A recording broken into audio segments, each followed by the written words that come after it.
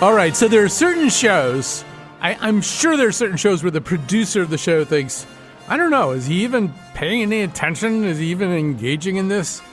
And then there's some shows, like the one we're about to do right now, where the producer's watching the rundown that he or she has developed over time and watched me type thing after thing after thing after thing in this very annoying purple font I have.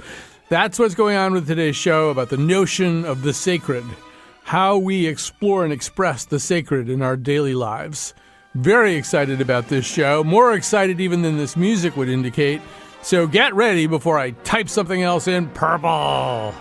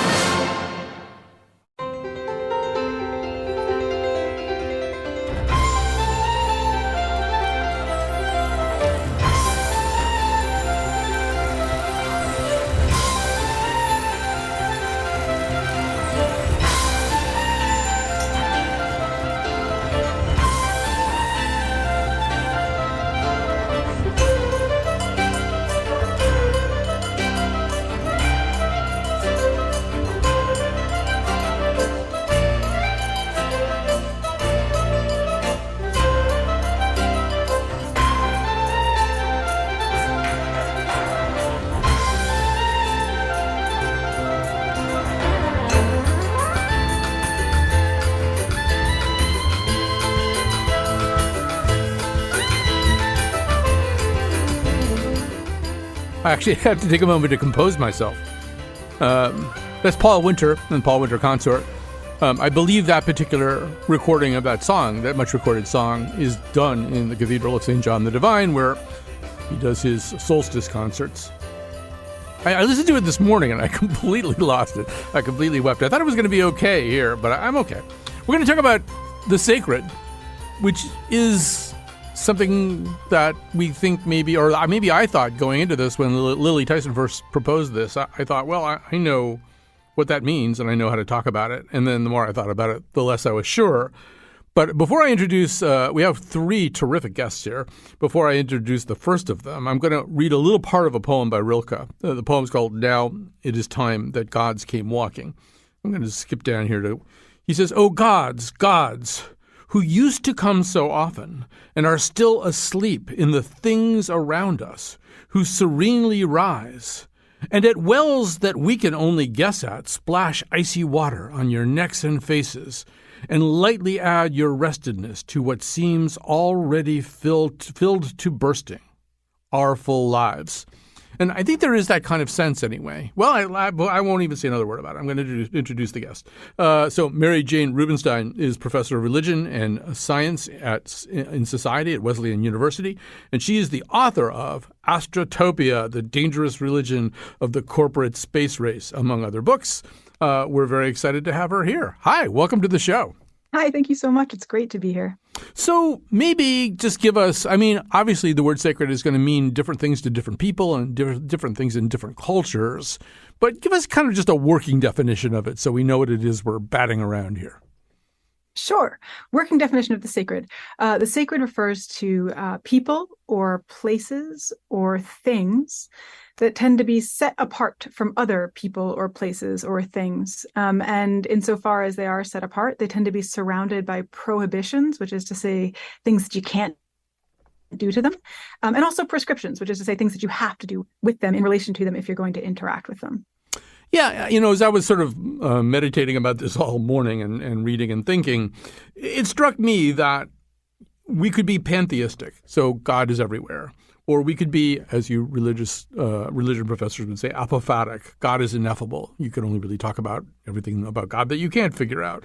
But many of us, I think, are wired to want or need a set of circumstances that could be identified as sacred in apposition to everything that isn't. I'm not going to say profane. I don't think that's the right word.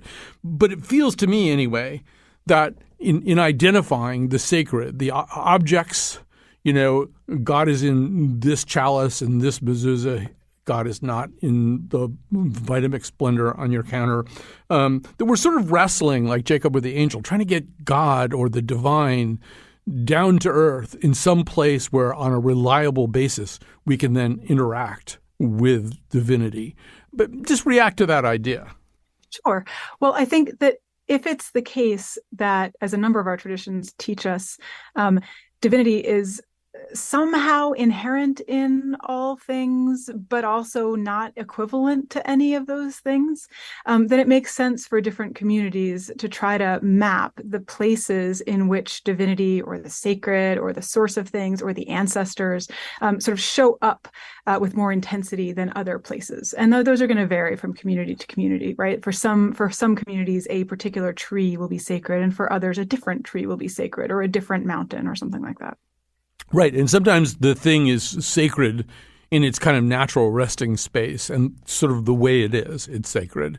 And then there are things that we make sacred. We've been through the consecration of a new king of England. And I was noticing that the so-called chrism, which is the sacred oil that is used to anoint kings, as well as priests and bishops and everybody else, it's a particular thing that is acted upon to make it sacred, right? And it's made out of things. I think the base is still olives from the Mount of Olives, but because of who Charles is, it didn't have animal products in this. And like when his mother was anointed, the chrism had ambergris, which is made from whales, in it.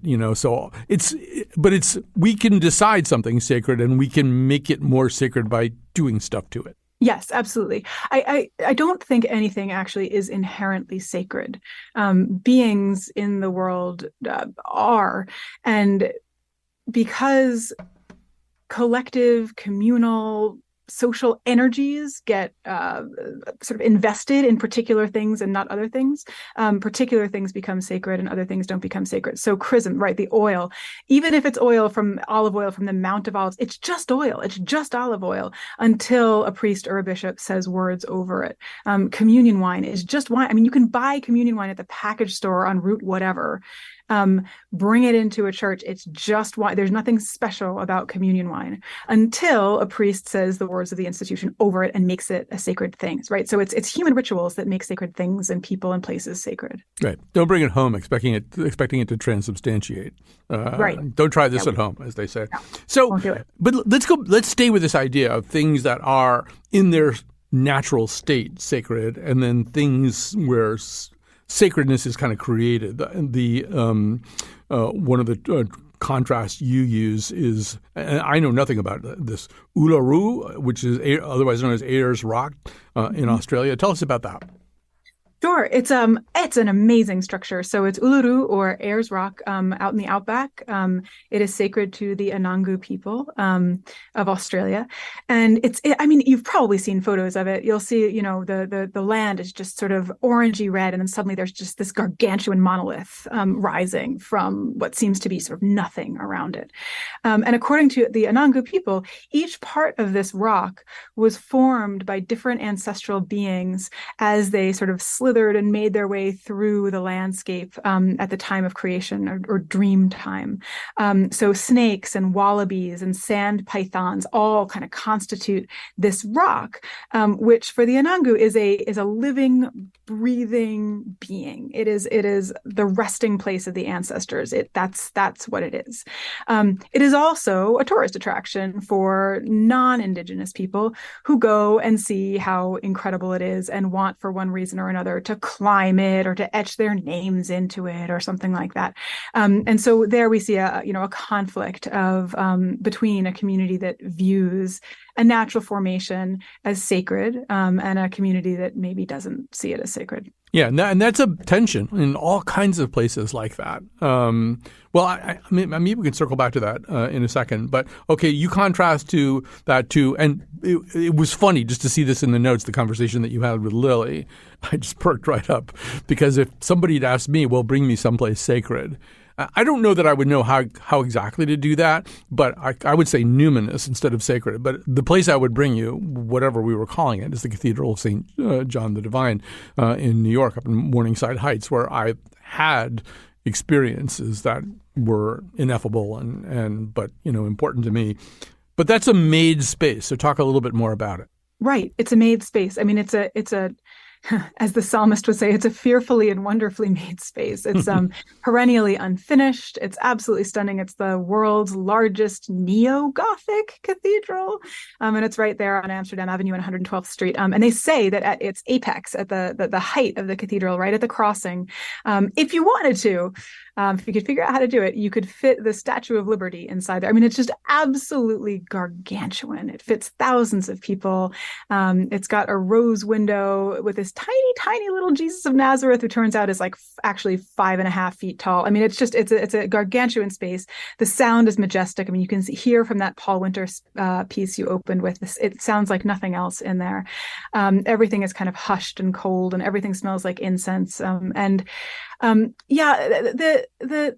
The distinction that I sometimes talk about is that, you go to Uluru and you see these mainly white tourists who are being told, please don't climb this structure, and then trying to figure out ways to climb it anyway, or trying to figure out ways to like take little bits of it or etch their names in it or something like that.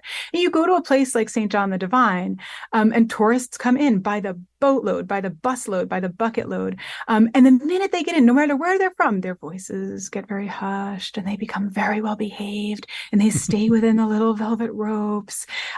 There is something about human-made structures, artificially made structures, that I think Western educated folks tend to respect more instantaneously than formations that perhaps humans have tried not to alter, in fact. So I will say that the Cathedral of St. John the Divine, in some ways, I mean, it certainly is all the things that you just said, but it makes an effort somehow or other also to be of human scale. There's like small things, little alcoves that you can go in and out of and stuff like that. And there's also that way. I mean, the Paul Winter thing is obviously a very, very ecumenical, syncretistic kind of experience. It's, as pagan as it gets in some ways and as, multinational as it can possibly be. And it seems right at home there at the Cathedral of St. John the Divine. But I also wanted to ask you a little bit about, I don't know, what I consider to be somewhat more liminal spaces, which I'm very attracted to. I liked being in Japan where the Shinto shrines come kind of right out onto the street, or you can just sort of shamble over to them, and then there's this ritual of clapping and bowing. And maybe I'm a horrible Western tourist, I don't know, but I did it with some seriousness. But I liked the idea. It wasn't. You didn't really go inside, you didn't climb up on anything. I like that idea of it being in a kind of liminal, threshold kind of space. Yeah, that sounds right. I mean, but also even with those threshold spaces, there is local knowledge about how both indigenous or local folks should behave and how visitors should behave. Mm-hmm. And usually the stewards of those shrines set the rules of engagement and tell you, look, this is an important place. You can't just wander in here and behave the way that you would in a local grocery store. This is how you bow. This is how you clap. You're going to look ridiculous. You're going to look like a white person bowing and clapping, but do it anyway, because these are the prescriptions for interacting with this sacred space. Gaijin is the term you're actually looking for there. Another thing you brought up with Lily, and I'm fascinated by this, is the idea of people being sacred. There's some obvious examples, the Pope, the Dalai Lama. Say a little bit about how you think about that. Right. So the way that, anthropologists and scholars of religion talk about it is that people, even ordinary people, even go through these rites of passage, which bring them through what you were just calling as a sort of liminal time and a liminal space, that take them from one state of being to another. So Jewish babies during the ritual of the bris or the circumcision are brought from one state of being to another. Bar and bat mitzvahs are brought from the state of childhood to the state of adolescence. People who are getting married are brought from a state of singlehood to a state of marriage. These are all sacred ceremonies that confer a kind of sacred status upon, again, even the most ordinary of people, right? But there are also collective rituals that mark some of us as more important than others. The coronation, for example, takes somebody who already had a kind of a sort of lesser sacred status and imbues him with more of a sacred status. Presidential inaugurations take an ordinary citizen and make that citizen into the president of the United States. They have to be enacted in particular ways. There have to be particular people reading from particular texts at a particular time in a particular place that take an ordinary person and make that person, imbue that person with a kind of sacred status. And then, of course, once you run into that person on the street, because that person is sacred, you don't get to just interact with that person in a normal, ordinary way, right? You have to behave according to particular protocols that are implicit in that particular station.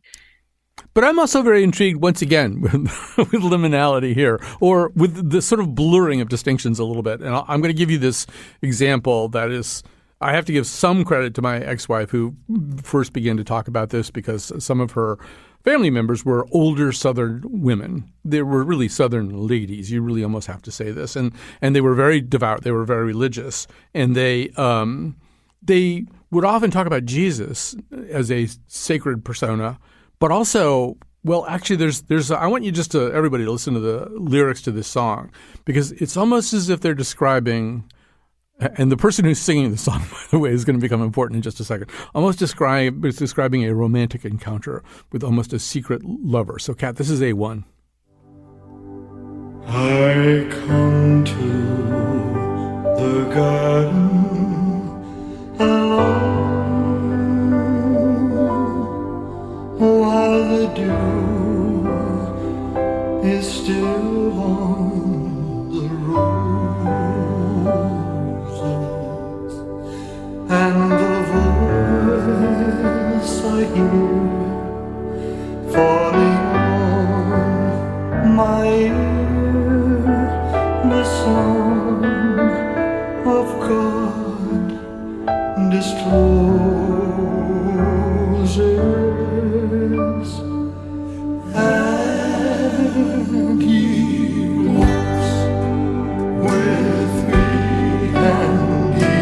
tells me I am His own. He walks with me and he talks with me and he tells me I am his own. There's a way in which Jesus is transformed into an almost romantic or erotic figure.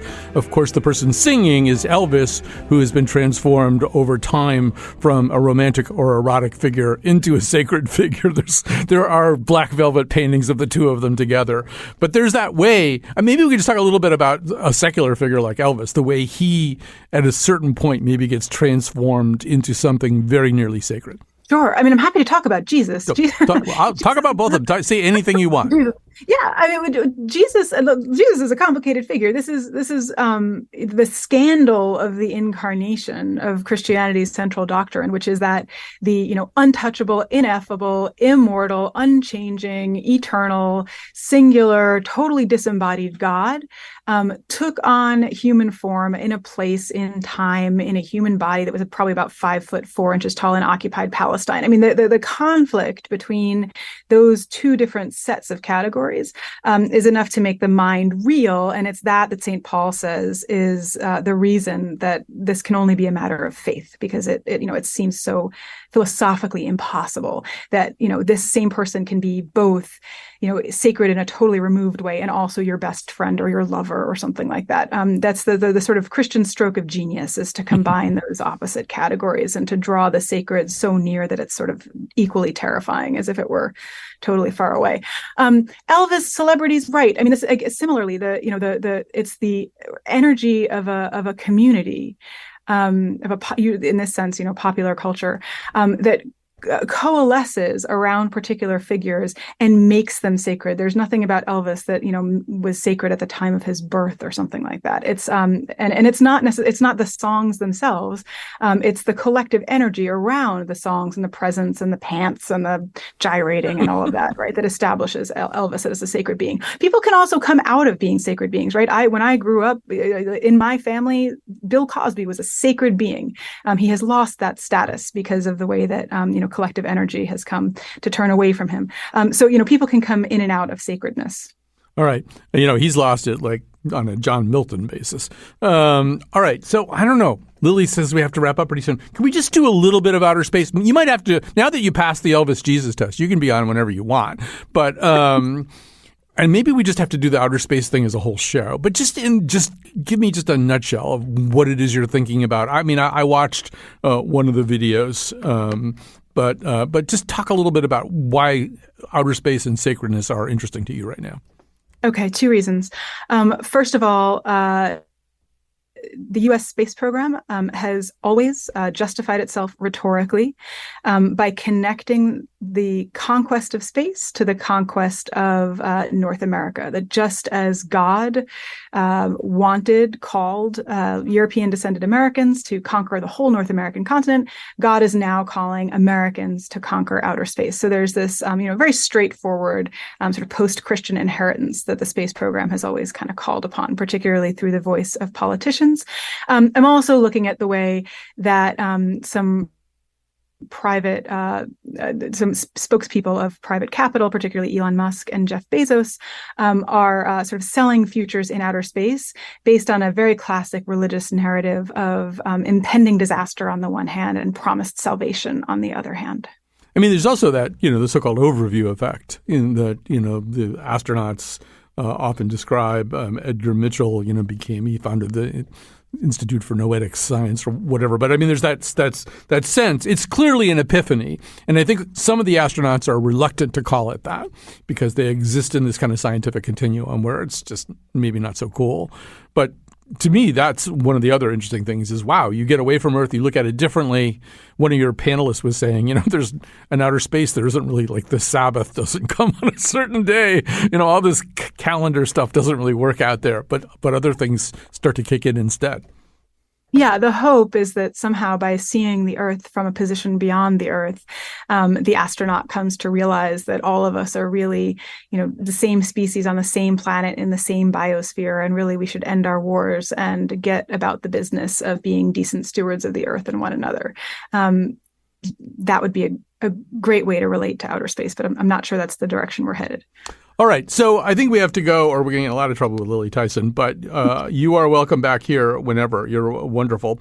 So Mary Jane Rubenstein, a professor of religion and science and society at Wesleyan University, the author of Astrotopia, The Dangerous Religion of Corporate Space Race, among other books. Thanks for doing this.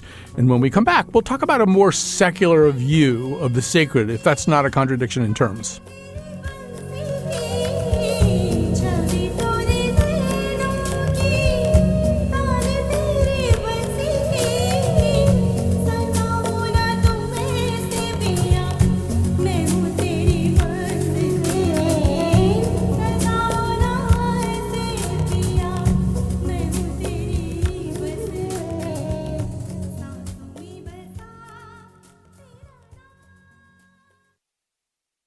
God is in the child's eyes, see them wide, wondrous wise. God is in the rain and snow, and each snowflake this we know. God is in the trees and air, the rocks, the birds, the bees, the bears. And God is in the clouds above, God is in each act of love. God is in the oceans deep, some say God goes there to sleep.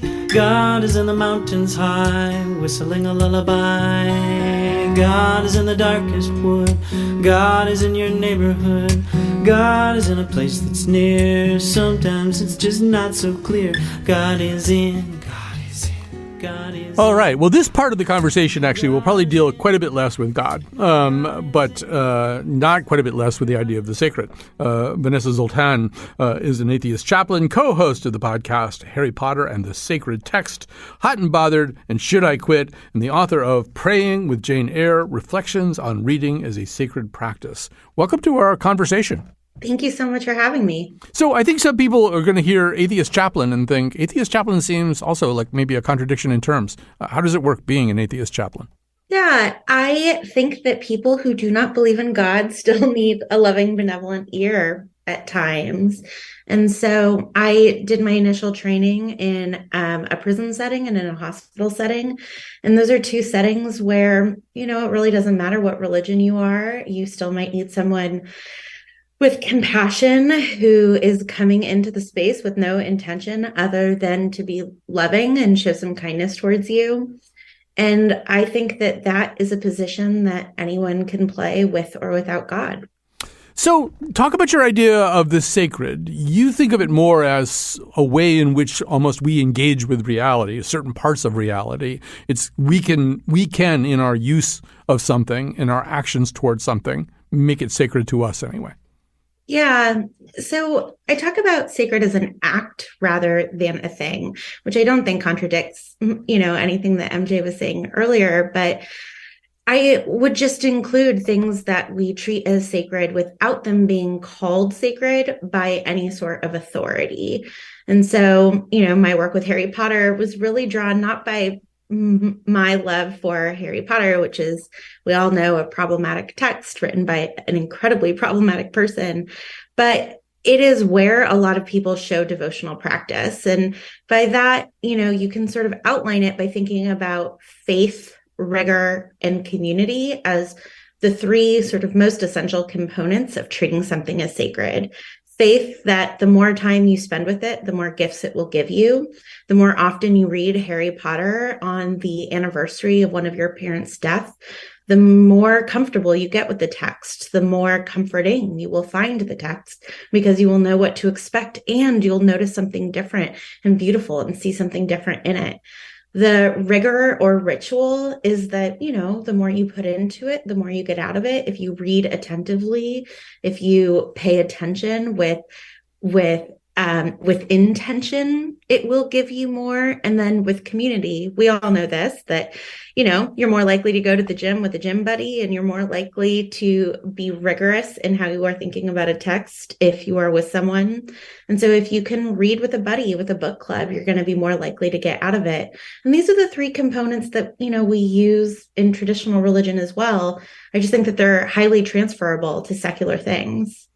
Yeah, I mean, I'm reminded of, I actually reordered a copy of a book I used to own called Chop Wood, Carry Water, A Guide to Finding Spiritual Fulfillment in Everyday Life. But the title is that Chop Wood, Carry Water idea of being fully present, fully mindful in what you're doing, even if it's a fairly repetitive task. It also reminded me of Thoreau. Thoreau writes, I find that I conciliate the gods by some sacrament as bathing, or abstemiousness in diet, or rising early. These are my sacraments. So I don't know. You react to that a little bit. It seems very, very similar to a lot of what you're saying. Yeah, I love that. Thoreau is an interesting case because he did so much of it alone, which is its own topic. But, there's a philosopher who I really love by the name Simone Weil, and she has this fantastic essay called On the Right Use of School Studies. And she says that the point of school is not only to learn the subject, not only to learn Greek is the example that she gives, but it's to learn how to pay attention, because attention is love and love is prayer. And that by paying attention to something really difficult, like learning Greek, a new alphabet, something ancient, something hard, we are training ourselves to look at one another with a keen attention and look hard and read toward love. And I think that it's exactly like what you're saying with Thoreau and chopping wood, right? That there is, we can treat things that are banal as sacred. That being said, what I love about treating secular things as sacred is that there's more of an opting in. I think what's so beautiful about Thoreau's list is that in part, some of them are things that he has to do to take care of themselves, but other things are practices that he has chosen, like waking up early. Whereas I am very skeptical when someone says, clean the church from top to bottom. Oh, by the way, what you're doing is sacred. If it is serving someone else, or if it is to get into the afterlife, I become much more squeamish about the assignment. Yeah, I think saying it's sacred, calling attention to it is for the most part not the point, and maybe not a great idea. I mean, the Japanese tea ceremonies are, a very, very carefully done, intentional kind of thing. I don't know that they necessarily, invoke the idea that they're sacred. They don't have to. It's just so clearly the kind of thing that you're talking about. And I love the way that you find this idea in a lot of unlikely places. So I think we should talk about baseball. And Yeah. but before we talk about baseball, let me just tell you one thing about my life. I grew Please. up. I was raised partly by a grandmother, a working class New England woman, who in her apartment had the way someone might have a figure of Ganesha or a statue of St. Francis. She had a statue of Ted Williams, exactly the same way, the great Red Sox slugger, because that's who she kind of prayed to, I think. But so talk about how you see baseball. Yeah, I have a younger brother who had a lot of learning difficulties growing up, but he's an exceptional baseball player and an even more exceptional baseball fan. He is now a PE coach and coaches baseball. And the way that he loves baseball is absolutely devotional. He pays very close attention. He believes that there is a better season to come. We are Angels fans. So he is an incredibly hopeful person.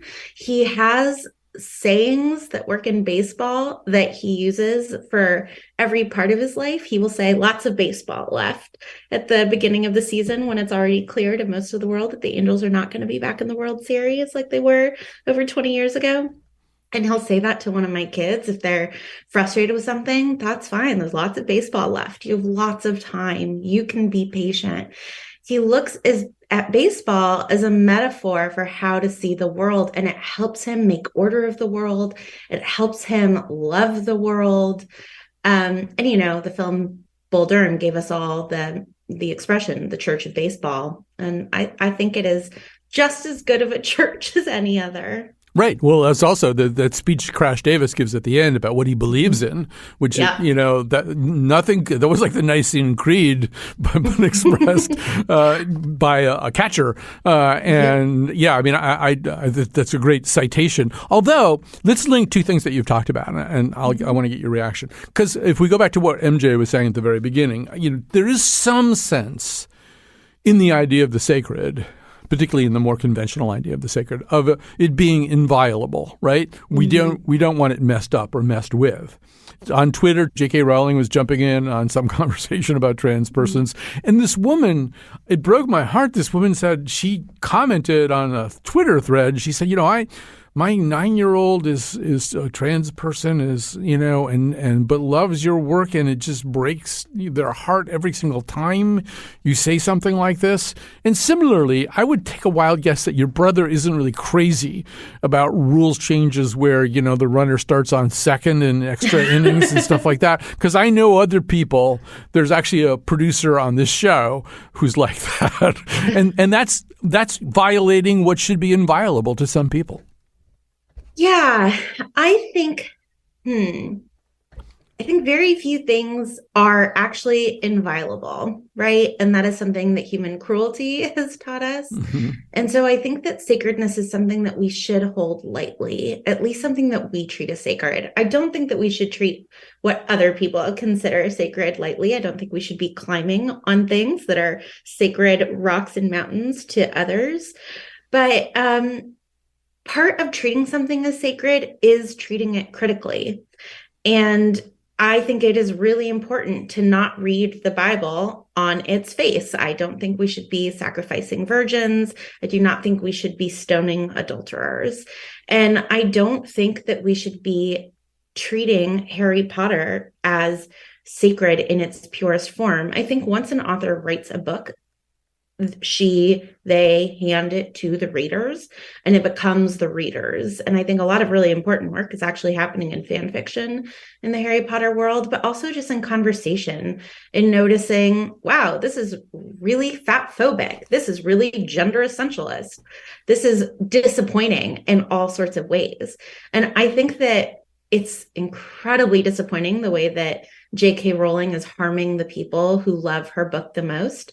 I also think that she has not read her own books recently because her books are all about how misunderstanding someone for being a giant or any number of other things is the wrong way to live. And so I think people are reading Rowling against Rowling, but I think there simultaneously has to be this holding light and criticism, which is a paradox to some extent, but having high standards and yet saying, okay, we can't take this totally seriously because a human created it. Even a brilliant group of humans created it, and therefore it is not infallible. So one of the people that I like to read on this topic is Thomas More, not the old Thomas More, the more recent Thomas More. And he writes, confuse the sacred and the secular in your environment. Create a liminal, neither here nor there milieu. It is always at the liminal spaces that significant things happen. So work at creating liminality. Shock yourself and others by refusing to separate the holy and the profane. See the danger in such a separation and avoid it in every instance. This could be a rule in your own religion. And I mean, I see that somewhat in your work too. You're not dealing with sacred maybe quite as religiously as he does, but that idea of commingling things, that there's stuff around you, some of which you've really kind of identified as having that kind of secular sacred relationship, creating a world around yourself that has some of that. But I'd love to hear you say more about it. Yeah, I love that quote and had not heard it. I think, what do I think about this? I think, first of all, that, if an object is profane, if you treat it as profane, right, you can have, the most beautiful ancient Haggadah in the world. And if you use it as a door stopper because you don't know what it is, then it is functionally a door stopper. And, it is, once you pick up the book and open it, that it has the power to transform you. I am a Jewish atheist, and my Seder table, I have two stepdaughters who are of no faith. They are not raised in any religion. So I'm the person who brings the most religious ritual into their lives. And at our Seder every year, when I hide the afikomen, the piece of matzah that kids have to hunt to in order to finish the Seder, I have everybody play Uno because we have a small apartment and I don't want them to see where I'm hiding it, and Uno distracts them. And so Uno, not a sacred game, but part of our sacred dinner. But then there's a part in this, Seder dinner where the children are supposed to go to the door and open the door for Elijah and shout, "All are welcome here." And my kids did it this year for the first time, screaming, "All are welcome here." They used to be much shyer about it. And I've never been prouder of any ritual in my life than having, two kids scream into the neighborhood, "All are welcome here," and leaving our front door open. And I think that Uno and saying everyone are welcome here, I absolutely belong side by side. So maybe I have time for one more question here. And one of the things that I am intrigued by are spaces that can be used multiple ways, or experiences that can be used multiple ways. I think there are these kind of bleeding edge places. I think yoga is one of them. Yoga can be a form of exercise. It also can be, and originally was, a much more sacred kind of experience, and still is for some of the people who do it. I think recovery is a little bit like that. I mean, there's certainly an awful lot of sacredness in the vision behind recovery, but some people prefer to experience it in a kind of secular way. That intrigues me, that idea that we could be doing these things, a little bit differently, but in the same space. Yeah, I think every meal is like that, right? There are a lot of churches that do dinner church.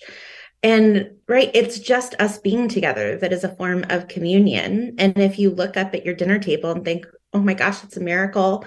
We're not here on this block in the middle of a war, and the electricity is working, and there's enough food to be on our plates. And look, there's even salt in the middle of the table, so I can salt this to the exact amount that I want." That is a miracle and a moment in time. And if you're lucky enough to look up and see people who you love near you in that space, that is another miracle. And I think that, we use our dinner tables as places to do homework, as places to gather keys and detritus from our lives, but they are also places where we do Seder and Christmas dinner. And I think that the more that we can look at our dinner table as a place where sacred things happen, the more beautiful homework will become as well. This is a magical place where the whole world, our whole lives center, and it's just a couple pieces of wood. That is beautifully, beautifully expressed. Vanessa Zoltan, atheist chaplain, co-host of the podcast Harry Potter and the Sacred Text, Hot and Bothered, Should I Quit, author of Praying with Jane Eyre, Reflections on Reading as a Sacred Practice. We will take a little break, and as we take a break, you're going to introduce you to our next guest by playing some of his music out of this segment.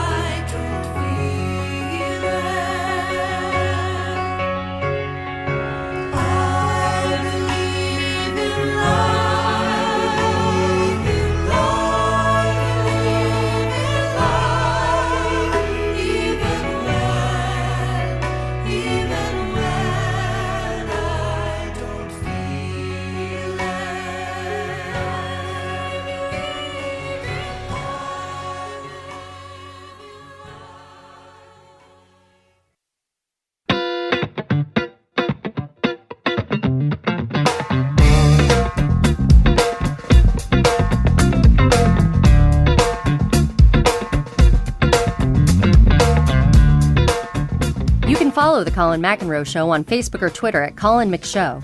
Make sure you never miss an episode by subscribing to or following our podcast on any podcast app. It's free.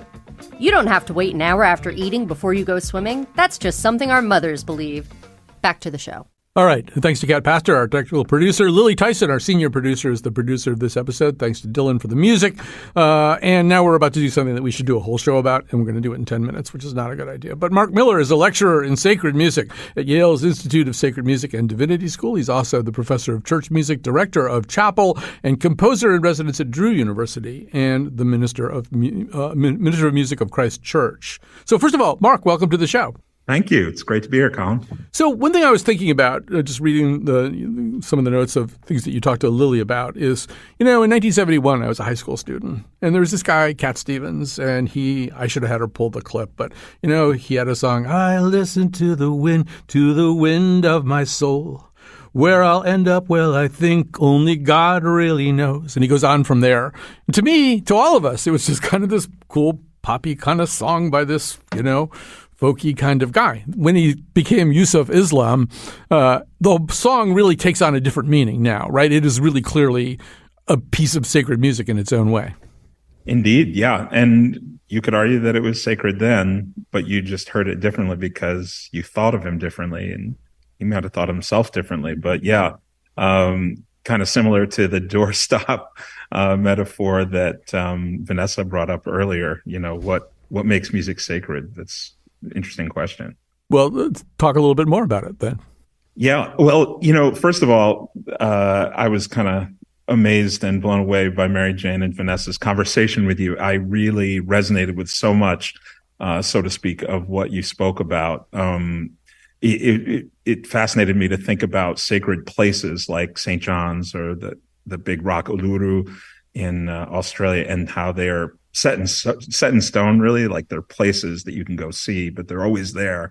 But that the sounds we create are very ephemeral and finite. They're there. I feel like we grab them out of the universe. They're there. We sing them, we play them, and then they're gone. It's like the preciousness of that time that we have. But for me, music, kind of like your other guests were saying, I mean, we imbue it with sacredness. I'm a believer that if it sounds good, it is good, and that music's sacredness comes from the context in which we play it and sing it. Well, you're quoting Ellington there, I think. And it's interesting that he, like so many other jazz musicians, wound up doing, he did the concert of sacred music. He did 3 different versions of it. He called it the most important thing I've ever done. And I think in particular, a lot of the jazz writers and players, because jazz is a kind of music that's never quite completed, right? It's going to be done one more time a different way. And there's this constant questioning that goes on all the time. And it's not surprising to me that you can almost set your watch for, okay, so-and-so is going to come out with his sacred music album or his mass or his, or his just clearly spiritually or her spiritually influenced set of songs. There's a way in which I think, music, because of what it is, it starts to invite a certain kind of thinking, even if you didn't start out with sacred intentions. Mm-hmm. Yeah, I definitely believe that. It's kind of funny, over the years as a composer of sacred music, so many people have asked me, why don't you compose, your music sounds like it could be on Broadway, or why don't you compose pop songs? And I think, actually, that's what I've been doing all along. I mean, it just happens to be done in churches or faith communities, or sometimes high schools or colleges. But I don't see the separation necessarily. But it's funny how I know certainly different cultures. I think of many musicians that I love kind of move from like church to where they can be considered pop. Like, I don't know, Whitney Houston, let's say, she grew up in the church, and her music becomes music for all people, or people have gotten,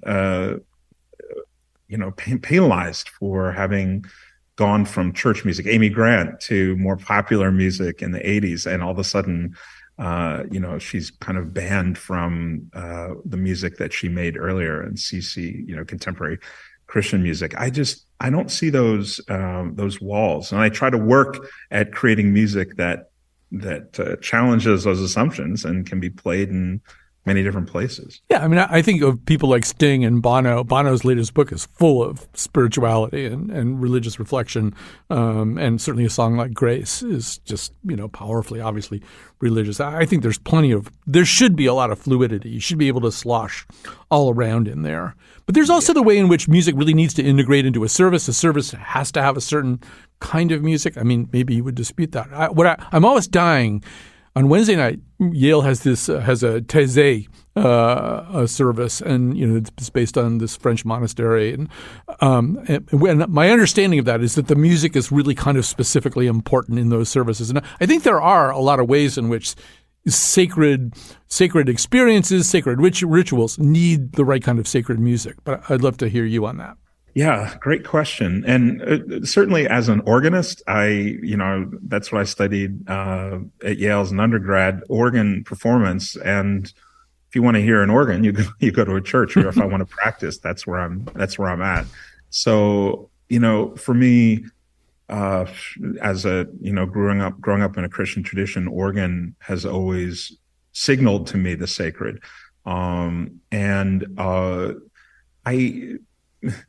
I also want to, singing of voices for people, like voices singing together, certain hymns and songs signal the sacred. But I recently have realized that, there's other questions I ask, like, is it sacred? For instance, I ask my students, I say, the song Amazing Grace, how sweet the sound, that would be considered sacred in almost everyone's Christian background. However, that song is traditionally sung at Klan meetings at the end where they're burning a cross. Is that song continue to be sacred? I would question that. And so I'm thinking these days more of the ethics of who is in the room and what are your intentions when you're singing it, that, or when you're playing the music. That for me becomes a really important question. I think it is a really important question, and we could rub our thumb down that knife's edge quite a bit, I think. I'm kind of running out of time here. The one thing that I do want to say about what you just said about the organ is that it's absolutely true, but, possibly the greatest movie ever made was The Commitments. And there's a great scene where they're up in the organ loft and they're trying out the organ and they're playing A Whiter Shade of Pale. And the Catholic priest, unbeknownst to them, walks in below and looks up and goes, "Yeah, the 16 Vestal Virgins. I always did wonder what that one was about." But it is true. That song, because it's an organ song, there's some invitation, I think, to experience it that way. I just had to get that off my chest. But let's do a whole show about this. We can't do this in a few minutes. Mark Miller is a lecturer of sacred music at Yale's Institute of Sacred Music and Divinity School, also professor of church music, director of chapel, and composer in residence at Drew University. We will say goodbye today. Thank you very much to everyone who was on the show, to people who listened to the show, to Kat, and especially to Lily Tyson, who conceived this show and put it all together. Here's a little bit more of Mark Miller. Draw Draw the circle wide. Draw the circle wide, draw it wider still. Let this be our song. No one stands alone, standing side by side. Draw the circle wide. Draw the circle